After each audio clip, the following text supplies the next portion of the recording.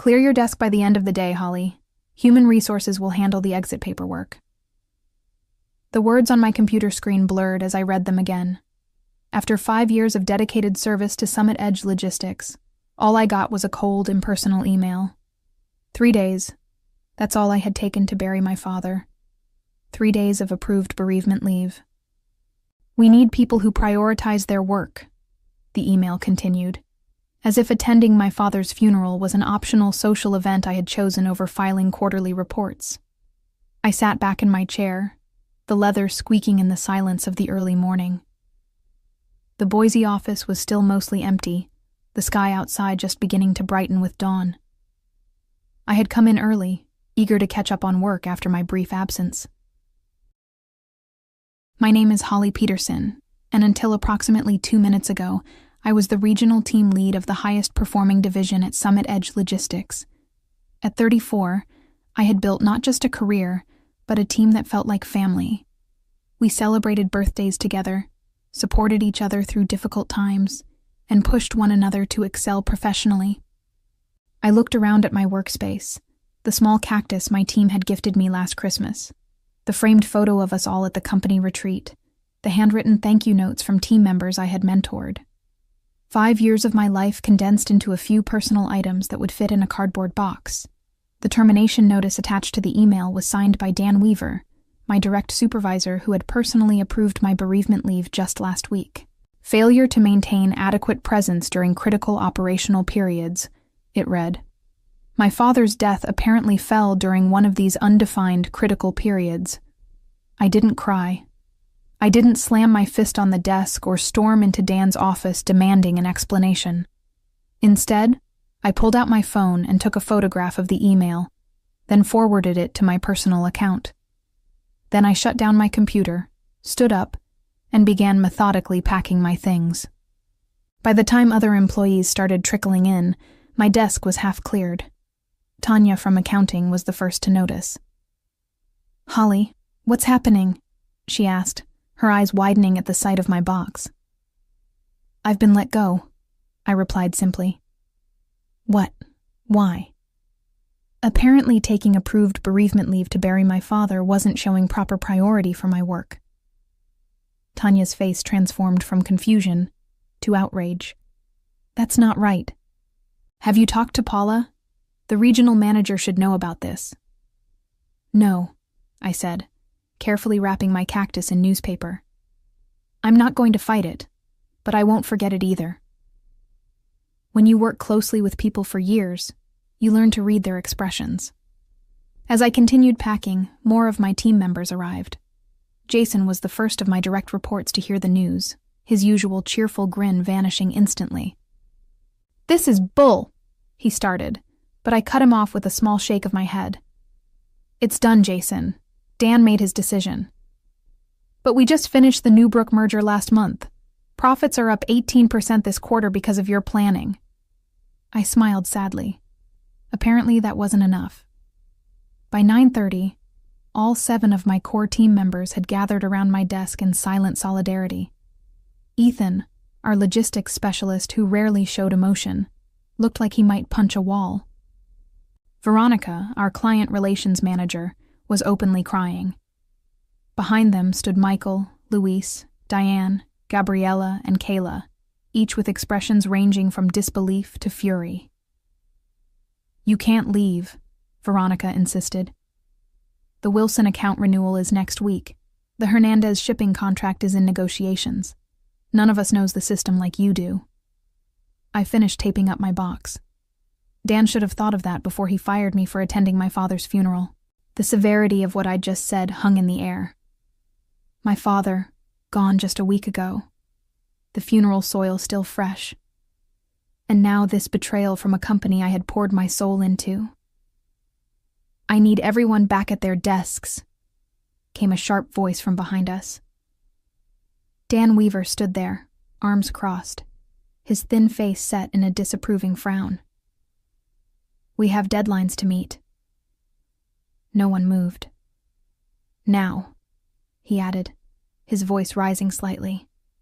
After a long moment, my team dispersed, each giving me a meaningful look as they returned to their workstations. Dan approached me, lowering his voice. "This could have been handled with more discretion if you'd waited until the end of the day to pack up." I met his gaze steadily.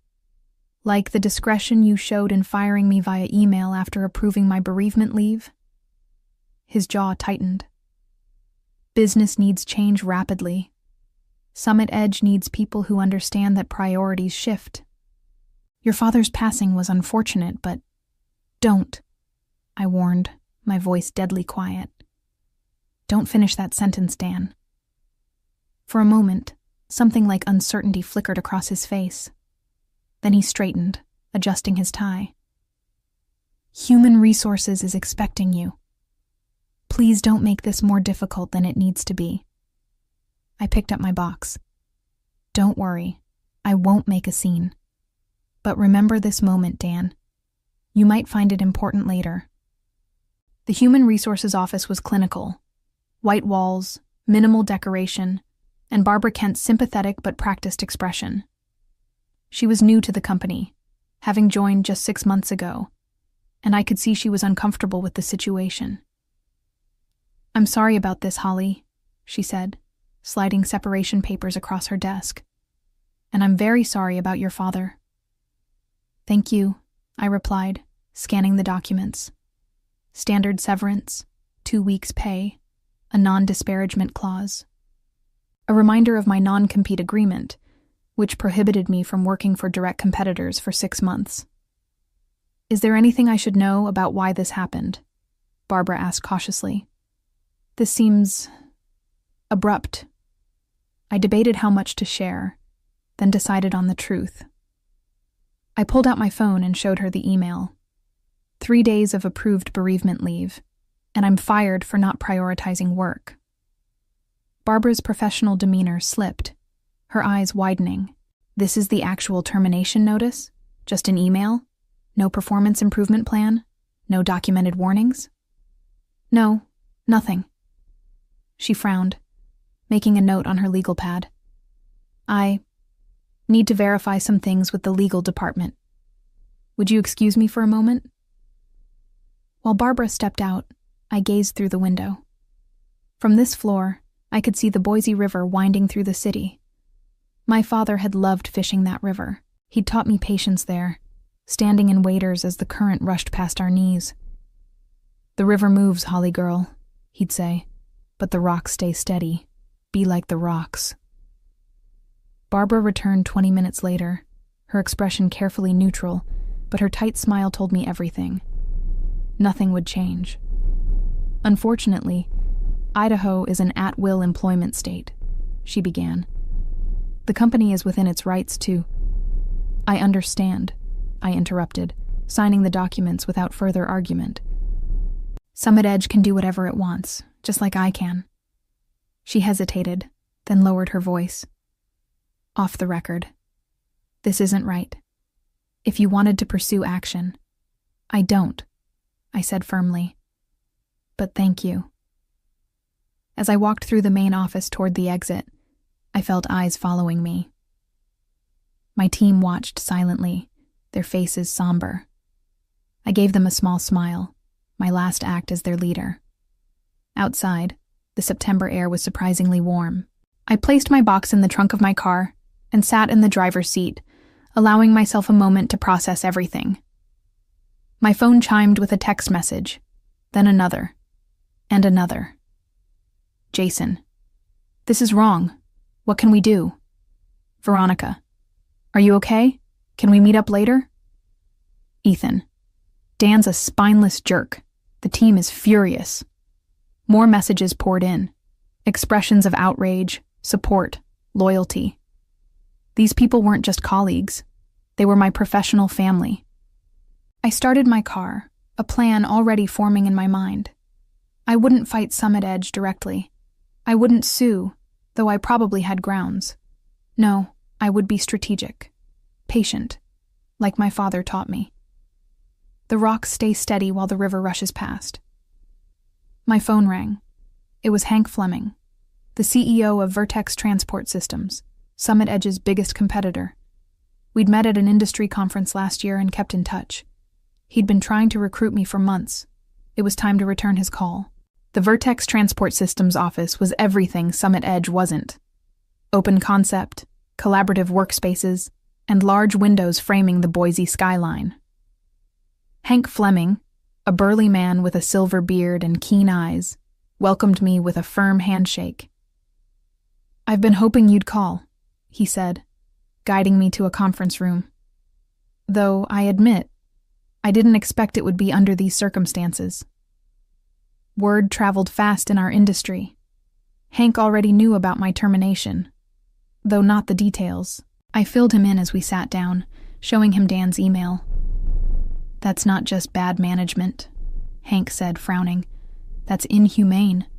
Bereavement leave exists for a reason."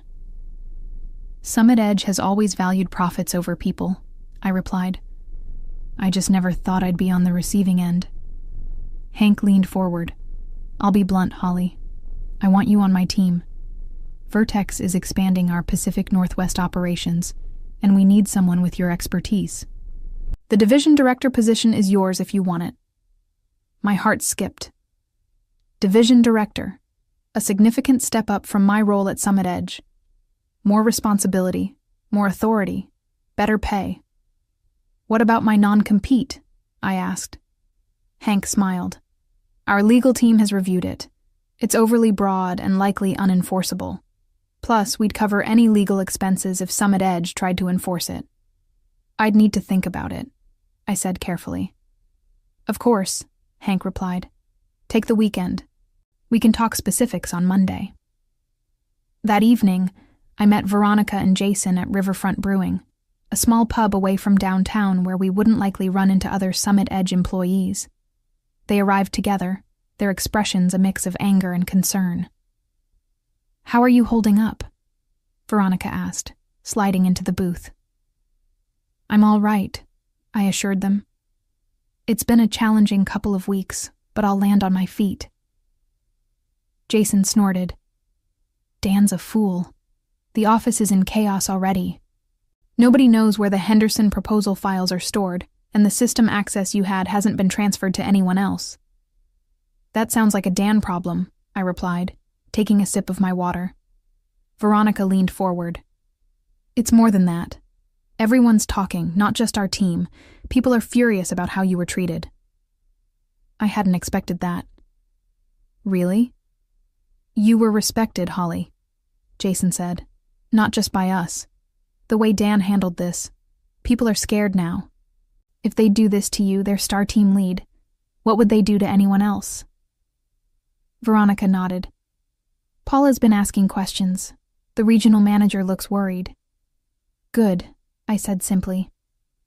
As we talked, more texts arrived from other team members. Similar stories of disorganization, frustration, and anger at management. Summit Edge was feeling my absence already. "What will you do now?" Jason asked. I hesitated. "I've had an offer from Vertex." Their eyes widened. "But my non-compete—" "Those aren't always enforceable," Veronica said quickly. She worked with contracts daily and knew the legalities, especially if they fired you without cause. That's what Vertex's legal team said, but it's still a risk. Jason's phone buzzed. He checked it and frowned. "Dan's calling an emergency meeting tomorrow morning. Saturday. He's never done that before." "The Wilson account review is due Monday," Veronica explained to me. "Nobody can find your analysis files." I smiled slightly. Those files were properly stored on the company server, but my particular organizational system wasn't immediately obvious to others. I hadn't anticipated this would become an issue, but I couldn't deny feeling a flicker of satisfaction. "I should get going," I said, gathering my purse. "Early appointment tomorrow." As I stood to leave, Jason caught my eye. "Holly, if you did go to Vertex, hypothetically speaking, would they be hiring?" I paused, studying their faces. "Hypothetically, yes, they're expanding rapidly." The look that passed between Jason and Veronica told me everything. Saturday morning, I met with Vincent Torres, an employment lawyer recommended by a friend. His office was small but elegant, with diplomas from prestigious universities adorning the walls. I explained my situation, showing him the email and termination notice. "This is textbook wrongful termination," Vincent said, removing his glasses. Firing someone for taking approved bereavement leave could be argued as both a breach of contract and a violation of good faith. "I'm not interested in suing," I clarified. "I just want to understand my options regarding my non-compete agreement." Vincent reviewed the document carefully. "This is overly restrictive. 6 months prohibition on working for competitors within a 300-mile radius? That's essentially telling you to leave the industry or relocate." "Is it enforceable?" I asked. "In Idaho? It's questionable, especially given the circumstances of your termination. Courts typically won't enforce non-competes when the employer acts in bad faith." He leaned back in his chair. "What's your plan, Holly?" "Vertex Transport Systems has offered me a position. Better title, better pay." Vincent nodded. "Summit Edge would have to prove that you're causing them actual harm by working there. Given that they terminated you, that's a difficult argument to make." He scribbled some notes. "I'd say proceed with caution, but don't let this non-compete prevent you from earning a living." Over the weekend, my phone continued buzzing with messages from my former team. The emergency Saturday meeting had apparently been tense. Dan was pressuring everyone to take on additional responsibilities to cover my absence, with no extra compensation. The Wilson account files had been located, but nobody fully understood my analysis methodology. By Sunday evening, I had made my decision. Monday morning, I called Hank Fleming. "I accept your offer," I told him, "but I have one condition." "Name it," Hank replied. "I want to build my own team. If my former colleagues from Summit Edge apply to Vertex, I want them to receive fair consideration." "Absolutely," Hank agreed. "If they're half as talented as you, we'd be lucky to have them." That afternoon, I signed my contract with Vertex, Division Director of Pacific Northwest Operations. The salary was 40% higher than what I'd been making at Summit Edge, with better benefits and a sign-on bonus. As I left Vertex's offices, I checked my phone to find 7 new messages, one from each core member of my former team. They all wanted to meet for coffee. Privately. Tuesday morning, I sat at a quiet corner table in a small coffee shop downtown, waiting. Jason arrived first, then Veronica. One by one, Ethan, Luis, Diane, Gabriella, and Kayla joined us until we filled 2 tables pulled together. "Summit Edge is imploding," Ethan said without preamble. "Dan's micromanaging everyone, Paul is breathing down his neck, and clients are asking questions." "The Wilson account is threatening to pull out," Veronica added. "They wanted to know why you weren't handling their renewal." I sipped my coffee, listening as each shared similar stories of chaos and frustration.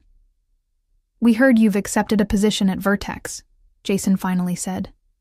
The others grew quiet, watching me intently. "News travels fast," I observed. "We want to come with you," Veronica stated firmly. The others nodded in agreement. I studied their faces. "You all have good positions at Summit Edge, secure jobs. Are you sure you want to risk that?" "What security?" Luis asked bitterly. "If they'd fire you for attending your father's funeral, none of us are safe." "Vertex is hiring," I said carefully. "I can't promise anything, but I can refer you. Each of you would need to apply formally." "We already have," Gabriella revealed, pulling out printed copies of confirmation emails. "All 7 of us. Yesterday." I couldn't hide my surprise. "You applied before talking to me?" "We trust you, Holly," Kayla said simply. "Where you go, we go." I felt a surge of emotion, gratitude mixed with vindication. Let me make some calls. The following Monday, my phone rang at 7:30 a.m. The caller ID displayed Paula McCormick, Summit Edge's regional manager. "Holly?" Paula's voice had a forced calmness. We need to talk. Good morning, Paula, I replied, keeping my tone neutral. What can I do for you? I've just received 7 resignation letters, all from your former team, all effective immediately. There was a pause. Care to explain? I took a slow breath. I'm not sure what explanation you're looking for. I don't work for Summit Edge anymore. They're all going to Vertex, where you just started as division director. Her voice hardened. This doesn't look coincidental. People make career choices for various reasons, Paula. Perhaps you should ask Dan why your top-performing team is leaving en masse. This is about your termination, isn't it? She sounded resigned now. I've reviewed the situation. Dan didn't consult me before letting you go. I would never have approved it. That's between you and Dan, I replied. Though I'm curious why Summit Edge's regional manager wasn't involved in terminating a team lead. Paula sighed. Dan claimed it was an urgent performance issue that couldn't wait for my return from the Seattle conference. I trusted his judgment. Clearly that was a mistake. I said nothing, letting the silence grow uncomfortable. Look, Holly, Paula finally continued. I'm prepared to offer you your position back, with a 10% raise and a formal apology. We need your expertise. The Wilson account is threatening to walk. I appreciate the offer, Paula, but I've accepted a position elsewhere. We'll match whatever they're paying, plus 15%. It's not about the money. Then what would it take? There was desperation in her voice now. 7 key employees walking out simultaneously is devastating. The operational knowledge alone. It would take time travel, I interrupted. Going back to when my father died, and Summit Edge showing basic human decency instead of punishing me for grieving. The line went quiet. I need to go, Paula. I start my new position today, and I don't want to be late. Your non-compete, she began. Feel free to have your legal team contact mine, I replied evenly.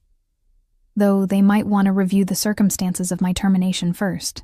After hanging up, I drove to Vertex's offices, arriving early to prepare for the day. Hank met me in the lobby, beaming. We're considering all 7 of your former colleagues, he said. Their qualifications are impressive. Interviews start Wednesday. Thank you for giving them a fair chance, I replied. Fair chance? Holly, they're top talent. Summit Edge's mistake is our gain. 2 days later, I received another call, this time from Barbara Kent in Human Resources at Summit Edge. I shouldn't be telling you this, she said quietly, but Dan Weaver has been placed on administrative leave pending review. Paula's launching an investigation into management practices, particularly around bereavement and time-off policies. That's good to hear, I said genuinely. The board of directors is involved now, Barbara continued. Losing an entire specialized team to a competitor has triggered alarm bells. They're reviewing all terminations from the past year. By Friday, all 7 of my former team members had received and accepted offers from Vertex. We met for dinner to celebrate, raising glasses in a toast. To new beginnings, Veronica said.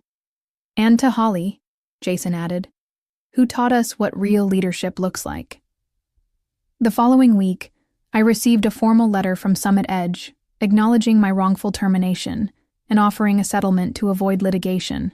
I accepted it, not for the money, but for the official admission that they had been wrong. That same day, the Wilson account signed with Vertex, bringing their business to us after learning that their preferred team now worked under my direction. The river had moved, but we had remained steady, like rocks. Just as my father had taught me. 3 months later, I stood at the front of Vertex's largest conference room, presenting our quarterly results to the executive team. The numbers spoke for themselves: 30% growth in our division, 4 major client acquisitions, 3 of them former Summit Edge accounts, and operational efficiency improvements that had reduced costs by 22%. Exceptional work, Holly, Hank said when I finished. You and your team have exceeded every projection. I smiled. My team deserves the credit. They've been remarkable. After the meeting, I returned to my office to find my 7 core team members waiting with a cake. "What's this for?" I asked. "It's been exactly 3 months since we all jumped ship together," Jason explained. "We're celebrating our Independence Day." I laughed. "You're all ridiculous." "But happy," Veronica added. "Seriously, Holly, everyone's thriving here." It was true. Each team member had grown professionally in their new roles at Vertex. They had more autonomy, better resources, and were finally receiving recognition for their contributions. Most importantly, they were valued as people, not just productivity machines. My phone buzzed with a news alert. Summit Edge Logistics announces restructuring amid client exodus. I showed it to the group. "I heard they lost the Hernandez contract last week," Ethan said, cutting cake slices. "That's 20% of their Pacific Northwest revenue." "Dan's gone," Luis added. "Cleared out his office Friday. Paula's trying to save what's left, but..." I felt no pleasure in Summit Edge's struggles, only a sense of justice. The company wasn't failing because we had left. It was failing because its leadership had created a culture where employees were disposable, where attending a father's funeral was considered a lack of commitment. To Summit Edge, I raised my water glass. May they learn that a company is only as strong as how they treat their people. And to Holly, Gabriella added, who showed us we deserved better. 6 months after joining Vertex, I received an unexpected lunch invitation from Paula McCormick. She'd left Summit Edge and joined a management consulting firm specializing in organizational culture. We met at a quiet restaurant overlooking the Boise River. Paula looked different, more relaxed. The perpetual stress lines around her eyes softened. "Thank you for meeting me," she began. I wanted to apologize properly for what happened. "You weren't directly responsible," I reminded her. "No, but I created the environment that made it possible." She sighed. "After you and your team left, everything unraveled. The board brought in external consultants to evaluate what went wrong. The report wasn't flattering to any of us in leadership." I nodded, waiting for her to continue. "Summit Edge is being acquired by Meridian Shipping," Paula revealed, "at a fraction of its previous valuation. They're basically buying the client list and physical assets." The news didn't surprise me. Summit Edge had been hemorrhaging clients and talent for months. "What about Dan?" I asked. "Still unemployed, last I heard. His reputation in the industry..." She trailed off. "Let's just say your story has circulated widely." I hadn't spread the details of my termination, but I hadn't hidden them either. When asked why I'd left Summit Edge, I told the simple truth. "I've learned a valuable lesson from all this," Paula continued. "Now I'm helping other companies avoid the same mistakes." As we finished lunch, Paula asked the question I sensed had been on her mind all along. Was it worth it? Walking away quietly instead of fighting? I thought about my team at Vertex, thriving, motivated, and treated with respect. I thought about the clients who had followed us, who now received better service. I thought about my father, who had taught me that sometimes the strongest response isn't the loudest. "Yes," I replied simply. "The results speak for themselves." 1 year after that fateful email that had changed the course of my career, Vertex named me Executive Vice President of Operations for the entire Northwest region. My division had become the company's crown jewel, efficient, innovative, and boasting the highest employee satisfaction scores in the organization. Each of my 7 team members had been promoted as well. Jason now led his own division. Veronica had transformed our client relations approach and earned recognition throughout the industry. The others had similarly distinguished themselves, their talents finally receiving the appreciation they deserved. On the anniversary of my termination from Summit Edge, I received a small package in the mail. Inside was my old cactus plant, now slightly larger but still thriving, with a note from Barbara Kent. "Rescued this from your desk. Thought you might want it back now. Summit Edge closes for good next week." I placed the cactus on my windowsill, where it would get plenty of sunlight. Like me, it had survived being discarded and found a better place to grow. That evening, I drove to the Boise River and stood on the bank where my father and I used to fish. The water flowed steadily around the rocks, just as it always had. I thought about how a single moment, a cold email terminating my employment, had ultimately led to greater success and happiness, not just for me, but for everyone who had followed me. "You were right, Dad," I whispered to the river. "Sometimes you need to stay steady and let the current do its work."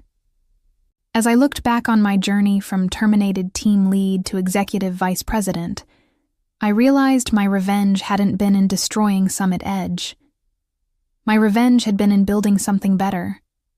A workplace where bereavement leave wasn't viewed as a lack of commitment, where people were valued beyond their productivity metrics, where leadership meant empowering others rather than controlling them.